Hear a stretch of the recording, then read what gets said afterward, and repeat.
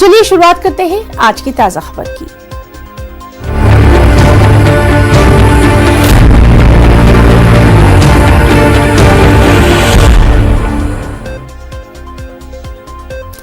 बेंगलुरु में पाकिस्तान की हिमायत में नारा लगाने वाली सोशल एक्टिविस्ट अमूल्या के खिलाफ मुल्क से गद्दारी का मुकदमा दर्ज कर लिया गया है।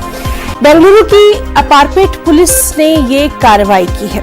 दूसरी जानिब एमआईएम सदर असदुद्दीन ओवैसी ने स्टेज पर पाकिस्तान जिंदाबाद का नारा लगाए जाने की सख्त अल्फाज में मजम्मत की है।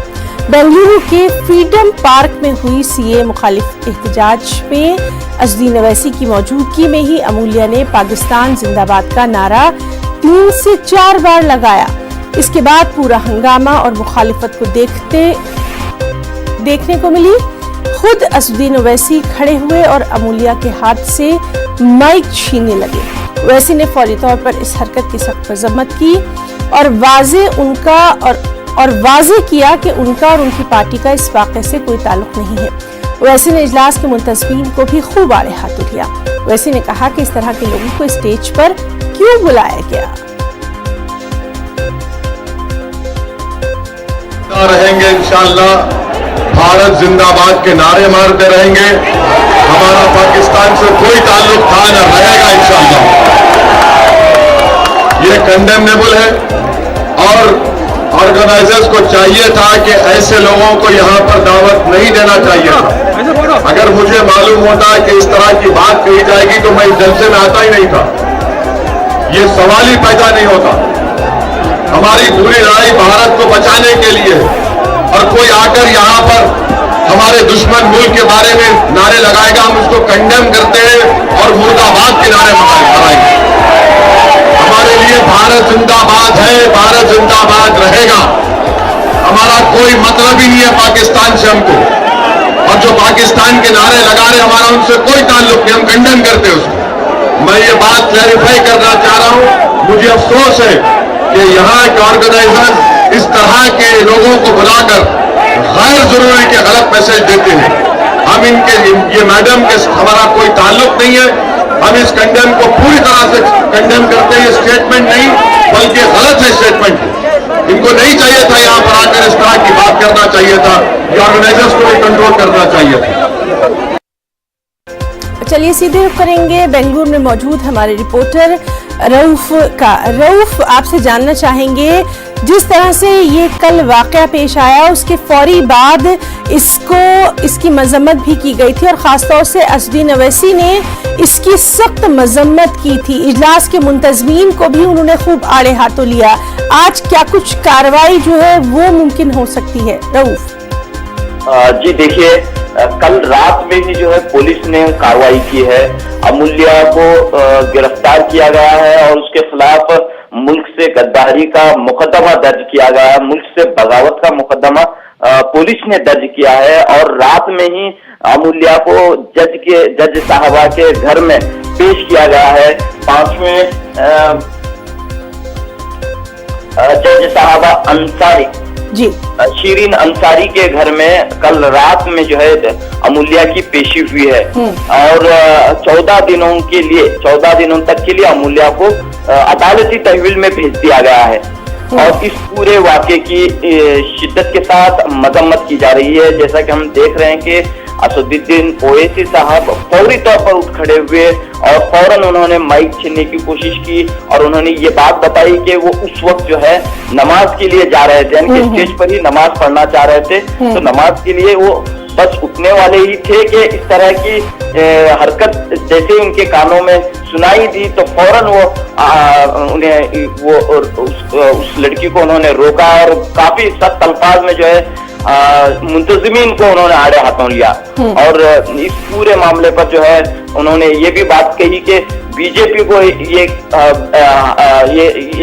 बीजेपी जो है वो जो हमेशा उंगलियां उठाया करती थी उसके लिए मजीद अब आसानी हो गई है। और हम देख रहे हैं कि कल रात से ही बीजेपी और एबीवीपी के कारकुनान मुख्तलिफ जगहों पर एहतजाज कर रहे हैं और आज सुबह भी जो है कई जगहों पर एहतजाज हुए हैं। तो इस लिहाज से ये पूरा मामला इंतहाई संगीन बन चुका है और इस पूरे मामले की हमने जो इजलास में मौजूद लोगों से भी बात की, मुंतजमीन से भी बात की, तो उन्होंने कहा कि एक साजिश हो सकती है और इस पूरे मामले की जांच होनी चाहिए। तो साजिश हो सकती है। हम आपसे ये भी जानना चाहेंगे, क्या अमूल्या के बारे में, ये जो लड़की है इसके बारे में कुछ मालूमात मिल पाई है? इस लड़की का ताल्लुक कहाँ से है और इस तरह से आकर स्टेज पर बोलना, तो क्या कुछ इसकी बैकग्राउंड के बारे में पता चल पाया है?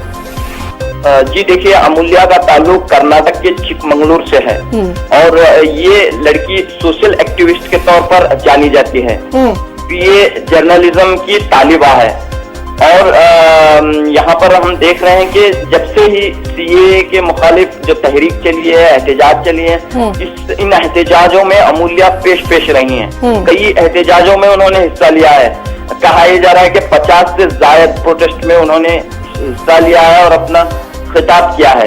अमूल्या चूंकि एहतजाजों में आमतौर पर हिस्सा लेती रही हैं, तो कल भी यही हुआ कि कल रात में, कल शाम में जैसे ही असदुद्दीन ओवैसी साहब स्टेज पर आ पहुंचे तो नाज़िम इजलास ने बाकायदा अमूल्या के नाम का ऐलान किया कि वो आए और खिताब करें।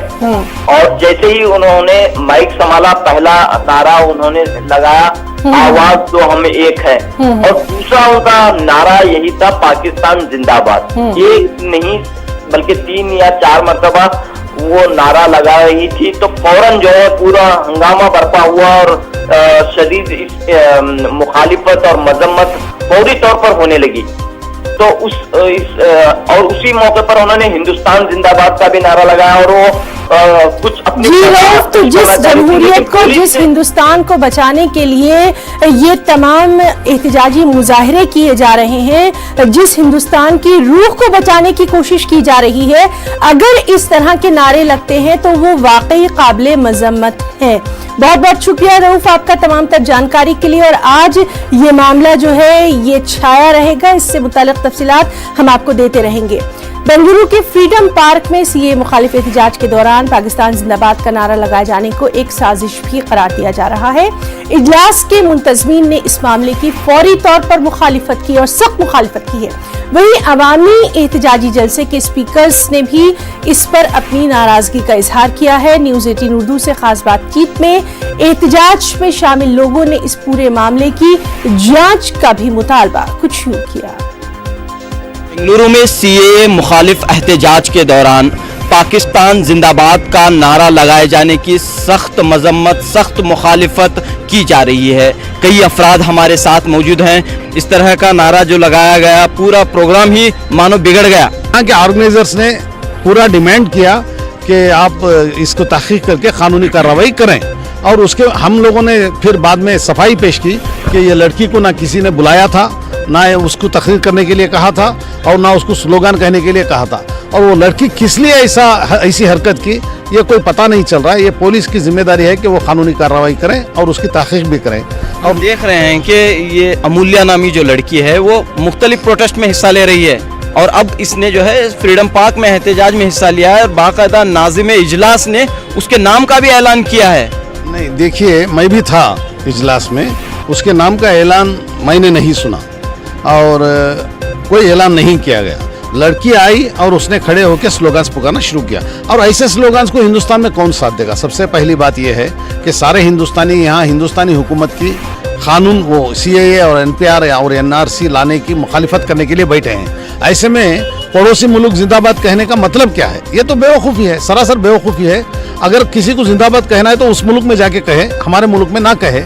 ये हमारा डिमांड है। तो वो लड़की कौन है पता नहीं, जैसे आई उसका कोई कुछ भी नहीं किया था, पता नहीं है, सिर्फ ऐसे आई लड़की, जैसे ही नारे बोलने लगे, जैसे ही साहब आए उसको रोक दिए। कि यहाँ पर पड़ोसी मुल्क की वाह करना या फिर उसे जिंदाबाद कहना कहाँ तक दुरुस्त है? मान रहे कि गलती है, बात गलती है। जिसने किया उससे एक्शन उठाओ, हम साथ देंगे। जिसे किया उसका एक्शन उठाओ, उसके ऊपर एक्शन उठाओ। हम इसके बारे में नहीं बोल रहे हैं, मगर वो नहीं कि देखो कि तीर कहाँ से चल रहा है, क्या हो रहा है। हो सकता है दुश्मन किसी ने हमारे अंदर आरएसएस या बीजेपी का कोई बंदे को भेजा होगा अंदर कि काम खराब करे।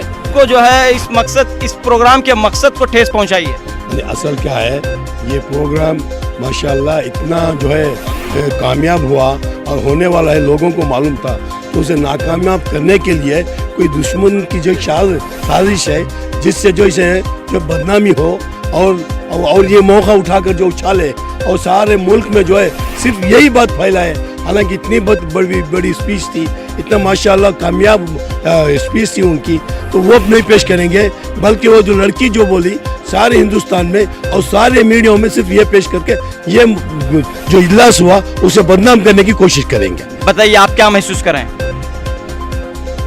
जी एक्चुअली शुरू में जो यहाँ पे एक लड़की अमूल्या नाम की पाकिस्तान जिंदाबाद बोल के नारा लगाई, इसके पीछे दो चीज़ें हैं।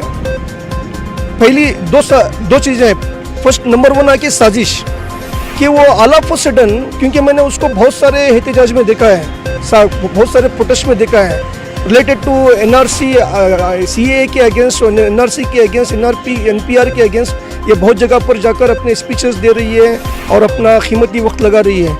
लेकिन ऑल ऑफ सडन ये तो आज आकर directly the first word she started saying that कि पाकिस्तान जिंदाबाद, पाकिस्तान जिंदाबाद। जैसा ये पाकिस्तान जिंदाबाद बोली तो एक्चुअली हमारे असदुद्दीन ओवैसी साहब जो हिंदुस्तान के दिलों की धड़कन, हिंदुस्तान की शान, जैसा हमारे असद भी आए बैठे नमाज पढ़ने के लिए निकले, वो निकले तो यहाँ पे नारा लग रहा था, तो वो नमाज पढ़े नहीं, वापस आ गए, बाद में नमाज पढ़ने गए, आके इस लड़की को रोक लिए।